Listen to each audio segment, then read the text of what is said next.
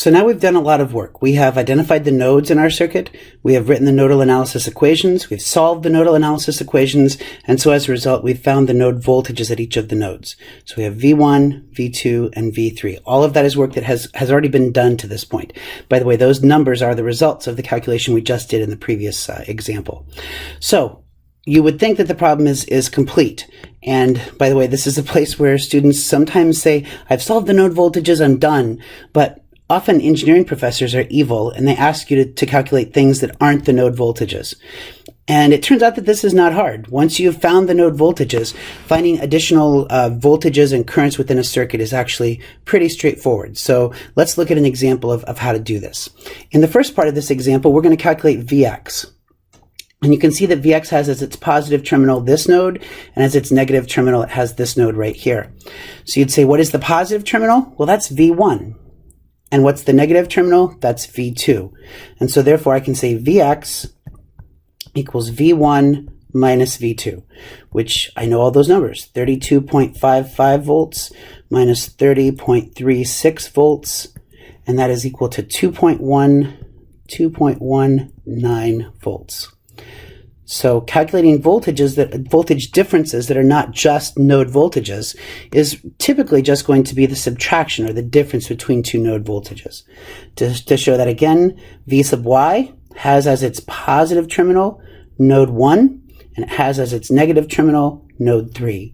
So V sub y is V1 minus V3, which is 32.55 volts minus 18.00 volts, which turns out to be 14.55 volts. So if you're asked to find a voltage difference, it's really just a matter of choosing the correct two node voltages to subtract. Finding a current is a little bit trickier, but still not too bad. Let's look at how to calculate I sub 2, 3. Well, I sub 2, 3 comes from node 2. This will be its source, and it goes to node 3. That's its destination. You can remember that from the subscripts. The first subscript is the source, and the second subscript is the destination. So we're going to be able to write this as a voltage difference divided by our resistance. So I can say I sub 2, 3 is equal to, and I'll write this as generically as I possibly can, V sub 2, 3 divided by R sub 2, 3.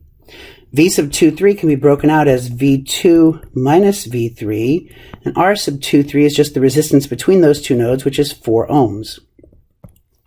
V sub 2, well, that's going to be 30.36 volts, minus V3 is 18.00 volts. All of this is divided by 4 ohms, and that works out to be 3.09 amps. So calculating a current is a bit more work, but it's not too bad. And now we're going to calculate I sub 3, 0. So that's this current right here. It goes from node 3 down to node 0. So writing this one a bit more compactly, I'll say I sub 3, 0 equals V3 minus V0 divided by 3 ohms. We know V0 is 0 volts though, so this is really just 18.00 volts divided by 3 ohms, which is 6.00 amps. Even I can do that one in my head. So you can see that if you are given the node voltages, or if you've done all the hard work to find the node voltages, calculating voltage differences within the circuit or calculating currents at various points in the circuit is not a lot of additional work. But don't forget to do that additional work, because if you're asked to find a current or if you're asked to find a voltage difference and all you do is report the node voltages, it's a real shame. You've done all the hard part and you've just forgotten to do the easy part.